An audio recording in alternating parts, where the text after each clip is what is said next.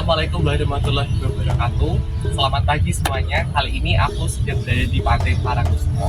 Nah, kali ini aku akan menjelaskan tentang situs budaya yang ada di Pantai Parangkusumo. Tapi saya tidak akan melakukan bermain air ya, tapi saya akan menjelaskan tentang segi dari budayanya. Nah, ada yang tahu nggak? Saya ini sedang berada di mana? Ada yang tahu nggak? Nah, iya, betul sekali. Saya sedang berada di Cepuri Parangkusumo. Cepuri Parangkusumo ini memiliki nilai historis dan juga nilai budaya tinggi. Salah satunya sebagai bukti atas proses berdirinya Kesultanan Mataram Islam. Nah, seperti yang telah kalian ketahui bahwa Sultan Mataram Islam itu merupakan salah satu kerajaan Islam terbesar di Pulau Jawa yang dipengaruhi oleh beberapa faktor dari ekspansi wilayah, cakupan politiknya, diplomasi, dan juga pertahanan serta ekonominya. Tapi terlepas dari faktor formal tersebut, terdapat faktor non formal yang seringkali terlupakan. Nah, faktor non formal ini berkaitan dengan mistik karena sulit dibuktikan secara analogis dan juga secara empiris, sehingga pendekatannya itu cenderung ke mistik atau cenderung ke budayanya. Nah, Parangkusumo ini menjadi salah satu ikon penting atau bukti penting tentang proses berdirinya kerajaan Sultan Mataram Islam tersebut. Nah, berkaitan hal tersebut tentu ada sejarahnya. Nah, sejarah dari Cepuri Parangkusumo sendiri ini adalah batu yang bernama Watu Bilang. Watu Bilang atau Watu Cinta atau Batu Cinta. Nah, batu tersebut dipercaya masyarakat setempat sebagai proses bertemunya Padepokan Senopati dengan Dono Kidul. Nah, sejarah hal tersebut mengingat adanya ritual yang sudah dilakukan sejak tahun lalu dan juga ritual ziarah yang dilakukan oleh masyarakat Jawa yang meyakininya. Maka Dinas Pariwisata Provinsi Daerah Istimewa Yogyakarta pada 1991 melakukan rekonstruksi dan juga pendirikan pagar. Nah, terlepas dari proses pembangunan Cepuri Parangkusumo ini, terselip pula sejarah yang ada di Cepuri Parangkusumo ini.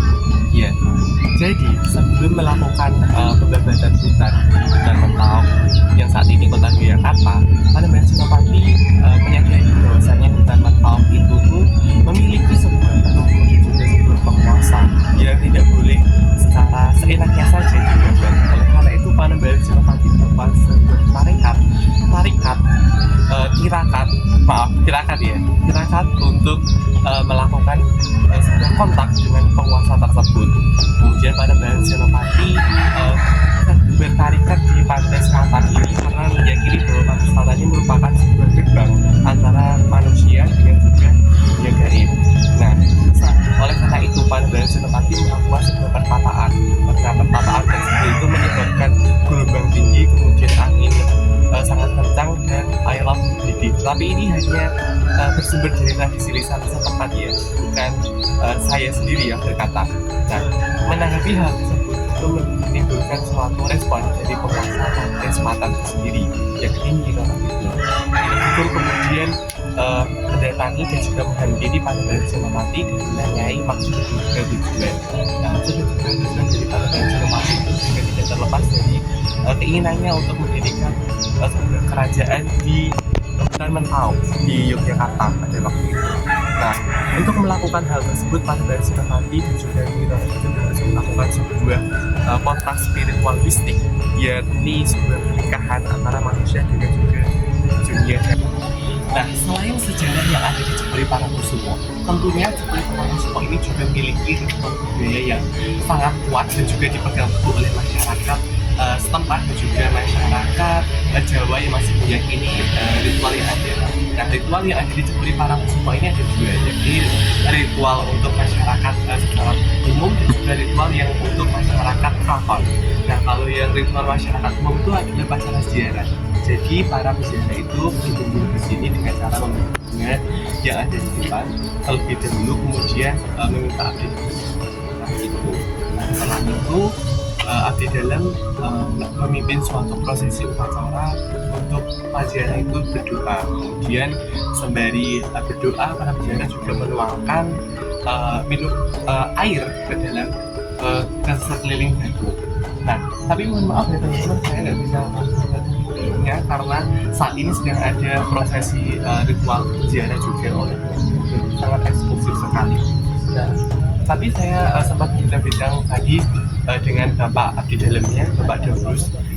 Beliau mengatakan bahwasanya Cekuri Parangkusumo ini terbuka 24 jam bagi para peziarah untuk melakukan peribadatan atau doa semacamnya. Nah, tapi perlu digarisbawahi teman-teman bahwasanya para peziarah di sini itu tidak berdoa menghadap batu, tetapi batu tersebut itu hanya sebagai tempat saja untuk melakukan sebuah doa.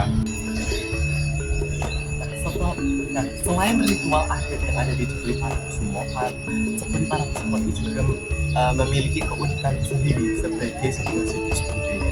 Nah, jika kita telisik lebih dalam, bagaimana makanan Islam itu kan dari suatu negara yang bercorak agraris ya, yang dimana budaya dan juga sistem kehidupannya itu bergantung pada pertanian. Karena pertanian itu menjadi kegiatan ekonomi utama dan juga komoditas utama. Tetapi mengapa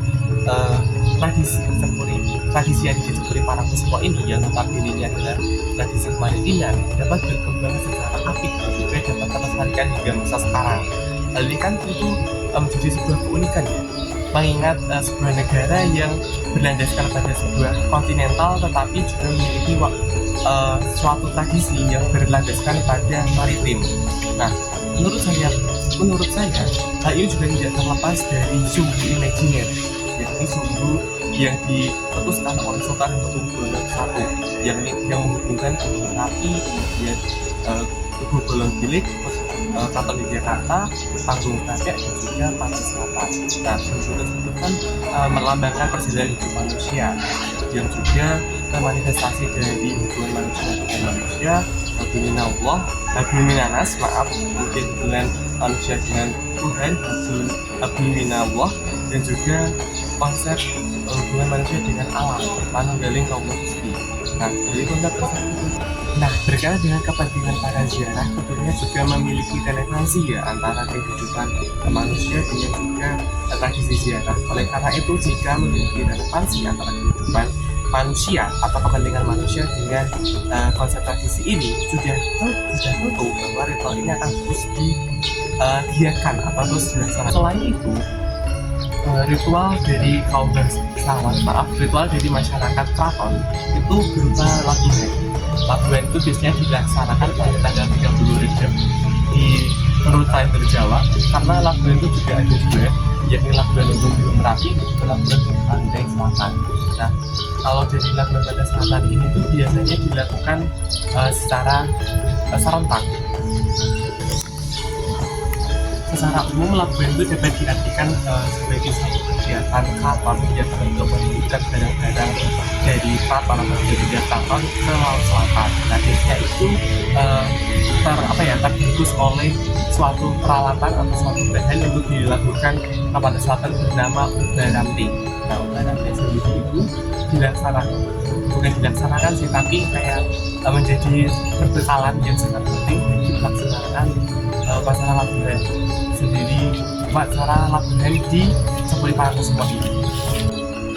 Kesimpulan dari video ini adalah tradisi lisan adalah salah satu sumber yang tidak boleh diabaikan dalam proses penelitian sejarah atau proses mengungkapkan suatu sejarah. Tapi tradisi itu juga memiliki kelemahan dan subjektivitas. Terlepas dari hal itu, tradisi lisan mampu menjelaskan dengan apik bagaimana sejarah dari petilasan Watu Gilang yang ada di Cekuri Parangkusumo ini. Berkaitan dengan petilasan tersebut, itu menandakan bahwasanya suatu kerajaan yang sukses itu juga tidak terlepas